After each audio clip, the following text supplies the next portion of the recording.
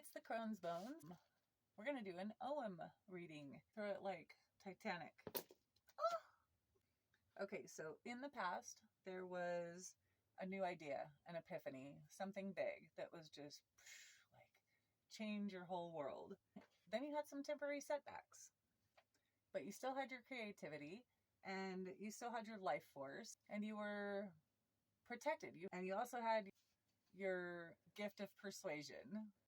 You have a real gift with communication, which has resulted in the present finding your skill and having mastery over it and finding prosperity in using that skill that was just an idea in the past.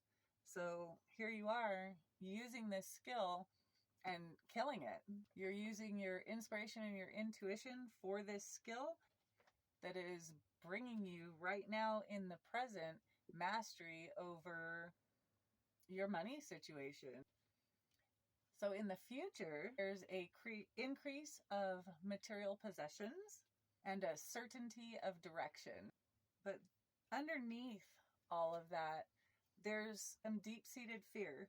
That fear is challenging you. That fear is really strong. And it's threatening to take away everything you've built.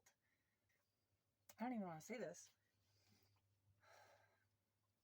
So my intuition tells me that it seems like maybe you have, or you feel like you have a little bit of like imposter syndrome, but you've built this. This all came out of your genius idea. So there's no imposter syndrome. You can't be an imposter. You are who you are. So also in the future is Birch, which is kind of starting again, bringing change, initiation, a new start. So I feel like now that you know that this is in the future, that this deep-seated fear could possibly take away everything you've worked for and be to where you have to start all over again. You can change this. None of this is set in stone. Work on that fear. On the other side of fear is knowledge. And we gain that knowledge by like doing our research, doing our healing, and learning that fear doesn't have to be there. So you've got the opportunity to do the work on whatever it is that has got you so terrified. But sometimes we need a new start. Sometimes there is something that is just so debilitating that sometimes a fresh start is what's needed.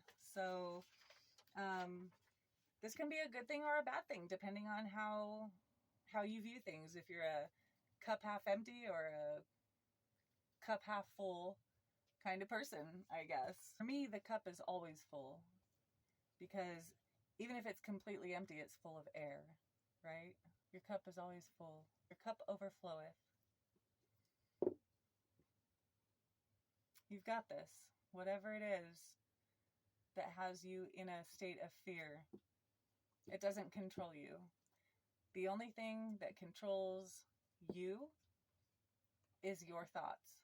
You control how you feel. You control how you react to things. And that in itself is a lot of power to know that. So start there.